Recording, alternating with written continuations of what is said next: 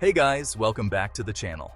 In today's video, we'll explore the strange disappearances of ships and planes, debunk popular myths, and uncover the scientific explanations behind this legendary phenomenon. Get ready to dive deep into the mystery. The year 1945. On 5th December, at 10 past 2 in the afternoon, 5 torpedo bomber aircraft of the U.S. Navy took off from Florida. This mission was called Flight 19. It was a 3-hour-long routine training mission. It wasn't anything special. They were simply flying to conduct their regular training missions. There were 14 crew members on the flight, led by their flight leader, a highly experienced pilot and war veteran. These 5 planes flew east from Florida. Everything was normal. The weather was clear, but about 2 hours after takeoff, their squadron leader reported that there were sudden problems with their compass. Their compass stopped working. They took out their backup compass, but the backup compass failed too. They couldn't determine their actual position. They asked the pilots of the other planes, but their instruments were malfunctioning too. Lieutenant Charles Carroll Taylor was the squadron leader. After the compass broke down, utterly confusing messages were sent over radio transmission.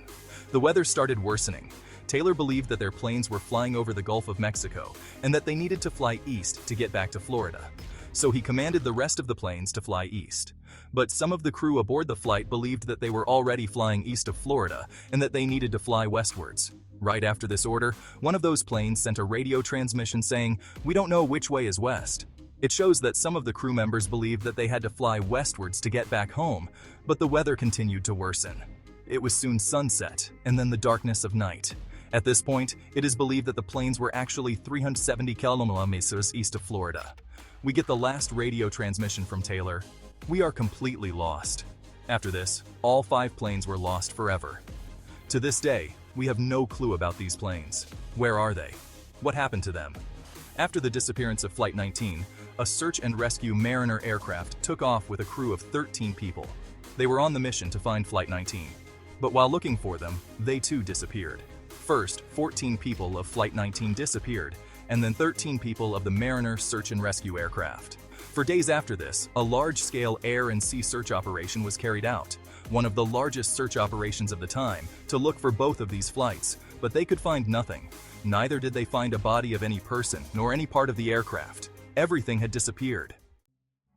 Interestingly, the area where both planes disappeared, today, we know that area as the Bermuda Triangle. Over the past 50 years, 3,000 ships and 100 planes have gone missing in a mysterious stretch of water in the Atlantic Ocean. Known as the Devil's Triangle, a source of intrigue, legend, and fear, this is the Bermuda Triangle. Where is the Bermuda Triangle? The Bermuda Triangle is said to be a very mysterious part of the ocean. There, more than 100 aircraft and ships have disappeared. They were never found again. This area lies between Florida in the USA, Puerto Rico, and the country Bermuda in the north. It makes a triangular area like this. Overall, this area spans more than 500,000 square miles. Tales of the Bermuda Triangle are older than 500 years. In 1492, when Christopher Columbus set out to find the New World, he reported that when he was passing by this area, his compass stopped working. And one night, when he looked at the sky from his ship, he saw a weird light. A strange light that looked like a ball of fire, and he saw that ball of fire fall out of the sky into the ocean. This was the beginning of the mystery. Over the next few eras, several names were given to this area. The Graveyard of the Atlantic, the Sea of Doom, Sargasso Graveyard. These names were used in the 18th and 19th centuries, but the name the Bermuda Triangle was used for the first time in 1964. In a magazine called Argosy, there was an article by Vincent H. Gaddis in 1964 titled "The Deadly Bermuda Triangle." This was the first time the phrase Bermuda Triangle was used. In this article, many disappearances in the Bermuda Triangle over the last several decades were summarized by him. He had tried to link them all, trying to create a mystery, claiming that there is something peculiar in this area of the ocean, because of which so many aircraft and ships disappear. Although there were no explanations in the article as to why it happened, this made the mystery of the Bermuda Triangle the most popular at the time. So popular that many books were written on it. Many films and computer games were made. There were songs on the Bermuda Triangle too. Talking about some other incidents, there was another horrifying incident in the year 1918. It involved the USS Cyclops, one of the biggest and fastest ships of the US Navy at the time. It was a very important asset for the American Navy, especially when America began taking part in World War I. It was used to transport the troops and coal. On 4th of March 1918, 306 people were aboard the USS Cyclops. From a city near Washington, called the West Indies Baltimore, this ship began its journey towards Brazil. Other than people, this ship was carrying 11,000 tons of manganese. The journey was supposed to take 9 days. Everything was fine with the departure of the ship. The weather was clear. While departing, the ship sent the message, "Weather fair, all well." But this message was the last message from this ship. After this ship began its journey, there was no news from it. It had disappeared suddenly. This shocked everyone. One of the biggest ships of the US Navy, a ship this huge, how could it disappear suddenly? If you think that this incident was mysterious, a more daunting and frightful incident was the Ellen Austin mystery. In the year 1881, a 210 feet long ship, the Ellen Austin, was traveling from London to New York, quite common for the day. Many ships undertook this journey at the time. But on its way, Ellen Austin encountered an unidentified ship near the Bermuda Triangle area. From the outside, this unidentified ship looked completely normal, but there was no trace of any humans aboard this ship. There was no crew, no people at all. The captain of Ellen Austin decided to go aboard the ship to see what had happened. First, he brought his ship alongside this ship and waited for 2 days so that they could see if there was anyone or even a trace of anyone for any response from the other ship. But there was no response for 2 days. After that, the captain set foot on the unidentified ship. There was a lot of stuff on this new ship, and everything was in the place it should have been. During that time, people were wary of pirates who would steal from the ships. This unidentified ship hadn't been subjected to this because all the valuable items of this ship were intact. Due to this reason, the captain of Ellen Austin decided to send some of his crew members on the ship, and that they would continue their journey with both ships. For the first 2 days, both ships continued ahead normally. But then came a storm. Their paths separated, and the unidentified ship disappeared. After the storm was over, the captain of the Ellen Austin tried to look for the ship, and he spotted the ship with this spyglass at some distance. When he reached near it, there was again no trace of any human aboard the ship. The crew members he had sent from his ship to the other ship had suddenly disappeared. Where did they go? What happened to them? We don't know, but the ship was still intact. It's said that the captain of Ellen Austin tried once again to bring the ship with him and sent some more crew members to steer the ship. But again, after a few days, there was another storm, and the same story repeated again. This unidentified ship gets separated, and the new crew members on it disappear once again. When Ellen Austin returned, the owner of the ship was so terrified after hearing this story that he sold off the ship to a German company. They changed the name of this ship to Meta. Isn't it an intriguing and legendary story? But unfortunately, friends, most probably, this incident is just a story. Because this incident is so old, it is not possible to verify it properly.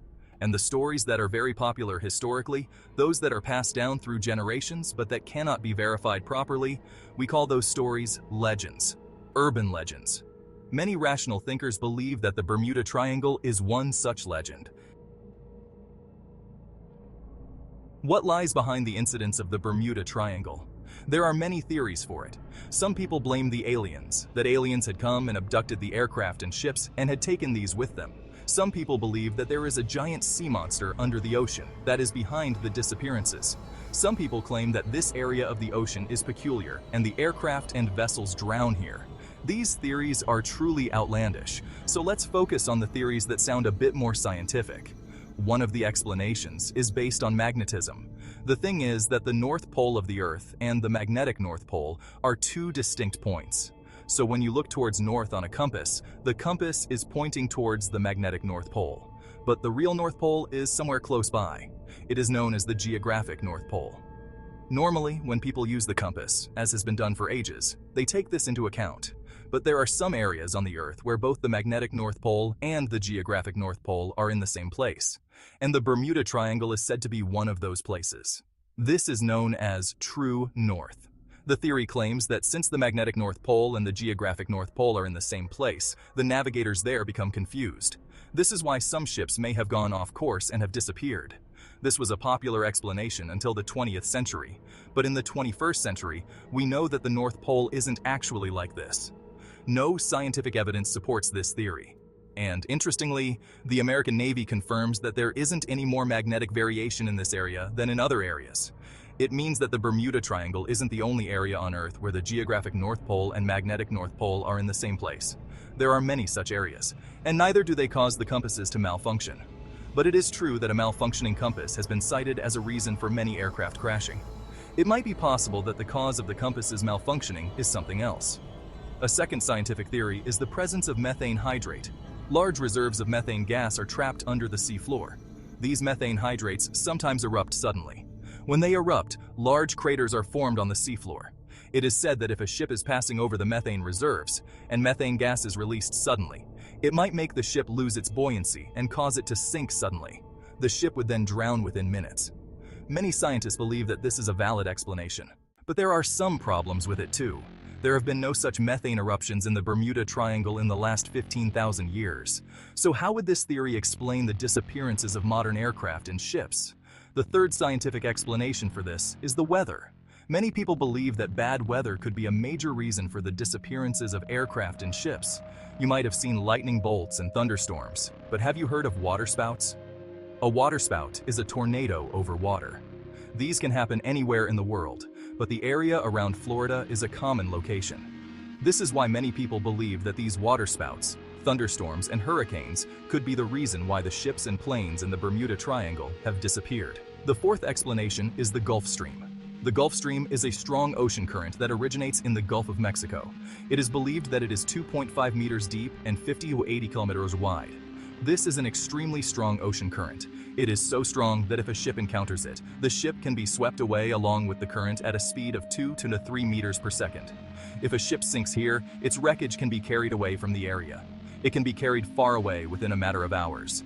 But can the Gulf Stream explain the aircraft crashing here? Perhaps not. The fifth explanation is perhaps the most critical of them all: human error. When it comes to navigating through challenging environments like the Bermuda Triangle, even experienced sailors and pilots can make mistakes. Imagine the stress of being in a situation where your instruments suddenly fail, and you have to rely on your instincts to find your way. Panic can easily set in, leading to poor decisions that might result in tragic outcomes. In the case of Flight 19, many believe that a combination of navigational errors, compounded by the deteriorating weather, led to their unfortunate fate. Similarly, ships might have veered off course or encountered unexpected conditions that overwhelmed the crew, leading to their mysterious disappearances. In the end, the Bermuda Triangle might not be as mysterious as it's made out to be, but the legends and stories surrounding it continue to captivate our imaginations.